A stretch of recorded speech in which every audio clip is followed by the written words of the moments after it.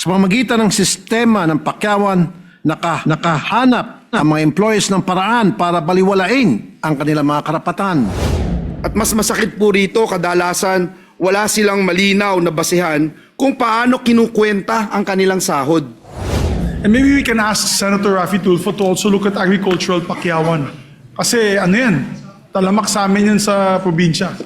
Senator Raffy Tulfo is recognized to sponsor the measure.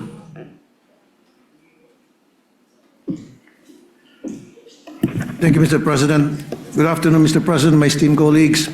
I have the honor to sponsor today proposed Senate Bill number 2115 under Committee Report number 59, or an act strengthening the rights of piece rate workers, providing for stricter reportorial requirements and penalties for violations thereof, otherwise known as the Anti-Abuse of Pakyawan Workers Act. At the outset, this measure may seem unnecessary given that we already have the Labor Code, the Wage Rationalization Act, and corresponding DOLE issuances that define and regulate the piece rate system. It provided safeguards with the intention to protect the rights of piece rate workers. Pero hindi po ito ang realidad. Taon-taon na lang po may pupunta sa programa ko ng mga pakyawan workers na hindi nababayaran na maayos o dili kaya inaabuso sa mga patakaran ng mga kumpanya. Kaya naman pagdating ko dito sa Senado, isa ito sa mga pinaaral ko kung ano ang pwedeng gawin para matigil ng pang-aabuso sa pakyawan workers. Nag-ikot ako sa iba't ibang industriya upang malaman kung ano ba ang problema. Panoorin po natin ang maiksing video. Kasi wala po kami mga benefits dito, sir. Tapos sa salary po, sir, ano po, sir, partial. Tapos wala po kami 13 months, sir. Hindi lang po nga pala yung mga kasama namin, sir. Oo, mga Pagkakataon na namin to, sir. Ayan po, sir, lahat naman sila, sir. Pagkakataon na namin to, sir.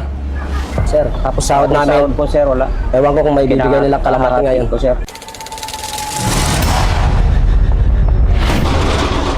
Open!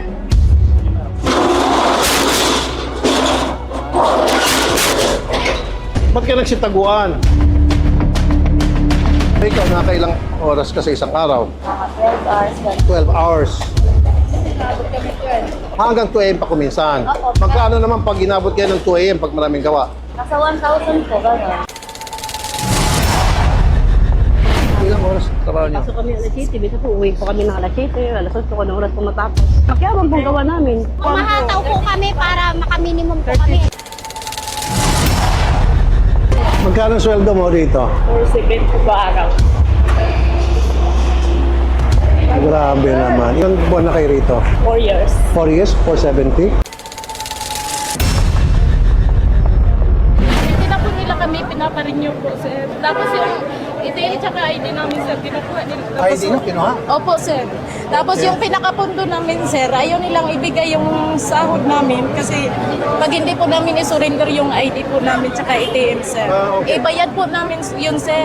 Inoperan lang po kami ng 10K, sir. Tapos sabi po nung attorney, sir, ng WL po, yun daw po yung kaya lang po daw po na maibigay ng WL daw po sa amin. 10K po bawat isang tao po sa amin, sir. Samantalang ilang taong kayo niloko? Opo, sir. Sa sweldo ninyo? Wala po kaming mga benefits doon, sir. Yung overtime namin, sir, wala pong bayad. Saka wala pong 13-month fee, sir. Pinapautang pa po kami ng mga product nila na malapit na pong may expired, sir. Mr. President, for too long, these workers ranging from garment cutters in Cavite, food packers in Camanaba, and other types of pakyawan workers like the handicraft makers and agricultural workers all over the country. They have all been suffering from abuse despite the existence of our labor laws. Sa pamamagitan ng sistema ng pakyawan, nakahanap ang mga employees ng paraan para baliwalain ang kanilang mga karapatan. Kagaya ng napatunayan natin sa ating pag-iikot sa mga pabrika, most of them are paid with rates determined arbitrarily by employers, either below minimum wage in violation of piece rate orders, and worse, sometimes rates which are implemented without the benefit of a valid piece rate order. Thus, there's an urgent need to pass these proposed measures to correct these injustices by strengthening the rights of piece rate workers in several key areas. First, prior to the adoption of a piece rate scheme, it shall be mandatory for employers to file an application with the relevant regional tripartite wages and productivity board or RTWPB for conduct of a time and motion study, which shall serve as basis for the issuance, renewal, or updating of piece rate order. Second, workers who have rendered at least 8 hours of work in a day should be compensated not lower than the applicable minimum wage in the area. Third, this measure will mandate the posting of an approved piece rate order in the workplace where it could be accessed by all the workers for purposes of verifying their salary computation. Fourth, it shall be mandatory for the RTWPB to maintain an accurate and updated database of all issued piece rate orders and for the DOLE to require the submission of sworn certifications from every employer stating, among others, that adjustments shall be adopted by the company following the release of a new wage order. Fifth, under this measure, the DOLE, in the exercise of its visitorial powers and to its labor inspectors, shall conduct inspection at least twice a year to ensure compliance by companies of their piece rate orders. In the conduct of this inspection, there shall be the mandatory presence and participation of the workers or workers' representative. And finally, and most importantly, the proposed measure defines prohibited acts: underpayment of wages, non-payment of statutory benefits, non-compliance with piece rate orders, failure to adopt orders following the issuance of a new wage order, failure to apply for and conduct a TMS. Corresponding penalties in the form of fines, suspension of operation, or closure of business shall be meted against violators. The penalty shall be graduated based on the gravity of the violation, number of workers, duration and frequency of violation, and the size and capacity of the enterprise.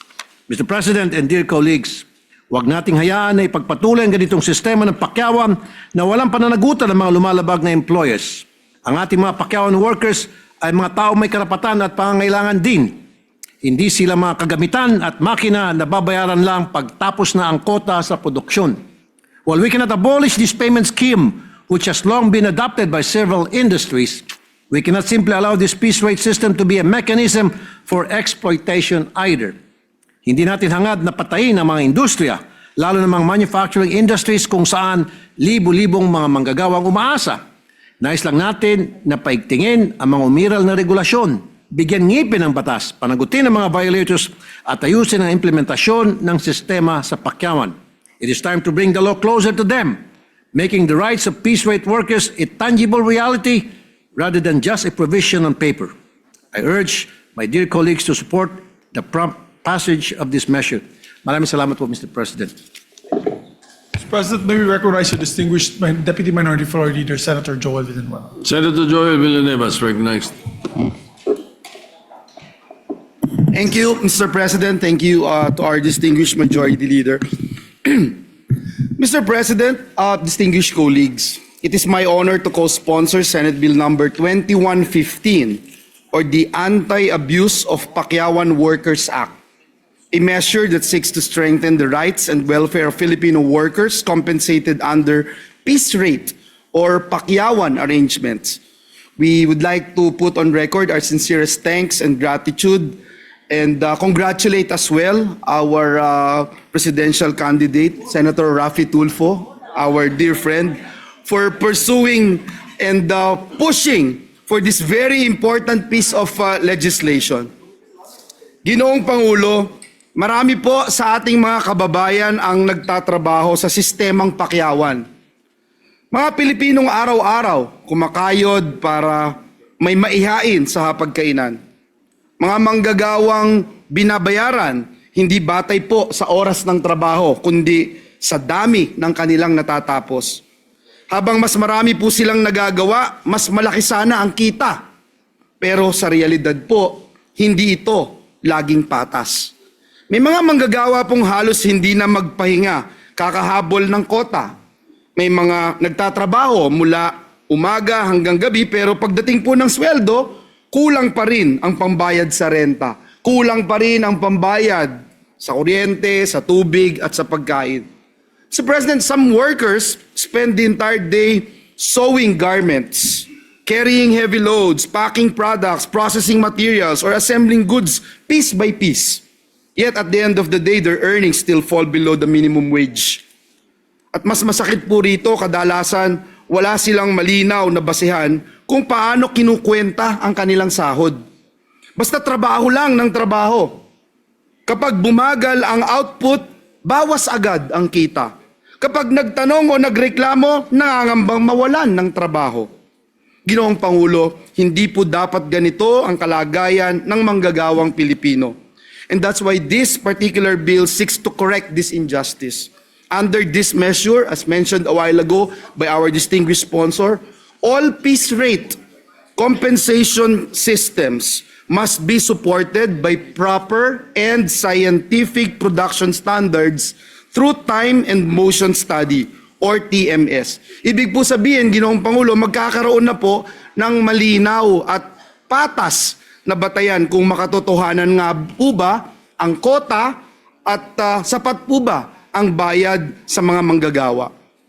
Importantly, Mr. President, this bill guarantees that workers who render at least 8 hours of work shall receive no less than the applicable minimum wage regardless of the output produced. Nakakalungkot po isipin, Mr. President, na we have to put this in the law. Kahit na napakaklarong ito na yung pinakamakatarungan at makataong polisiya, Mr. President. Simple lang po ang prinsipyo natin dito. Kapag buong araw kang nagtrabaho, dapat sapat naman ang maiuwi mo sa iyong pamilya. Hindi pwedeng pagod na pagod ka na pero gutom na gutom pa rin ang mga anak mo. Gutom na gutom pa rin ang iyong mahal sa buhay. Ginoong Pangulo, kinikilala po natin ang malaking papel ng mga industriya sa pagbibigay ng trabaho sa ating mga kababayan. But we also believe, Mr. President, that businesses grow stronger when workers are treated fairly. Kapag maayos po ang pasahod, mas ganado ang manggagawa. Kapag may dignidad ang trabaho, mas matatag ang pamilya. At kapag mas matatag ang pamilya, mas matatag ang bayan. Kaya mga kasama dito sa bulwagang ito, sa panahon po ngayon na mataas ang presyo ng bilihin at hirap ang maraming pamilyang Pilipino, tungkulin po nating tiyakin na walang manggagawang Pilipino ang naaabuso at naiiwan. Sa kanilang sipag, umiikot ang ekonomiya ng ating bansa. Panahon na po para tiyakin natin na hindi nasasayang ang kanilang pagod. With this, Mr. President, I respectfully give my full support for the immediate passage of this very important piece of legislation. Maraming salamat po and may God bless us all. Thank you very much, Mr. President. Majority Leader. Mr. President, just also for the record, Senator Estrada would like to be made co-author and co-sponsor and his speech be inserted to the records for Senate Bill number 2115. That was earlier. All right, you place that on record. Yeah, for this bill, 2115. Thank you, Mr. President. And maybe we can ask Senator Raffy Tulfo to also look at agricultural pakyawan. Kasi ano yan, talamak sa amin yan sa probinsya.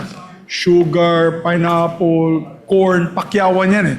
Minsan talaga napakababa ng pagpakyaw nila. Kawawa din talaga yung mga agricultural workers, Mr. President. So maraming salamat. And to allow our colleagues to study the measure further, maybe suspend consideration of the same, Mr. President. Consideration of the measure suspended.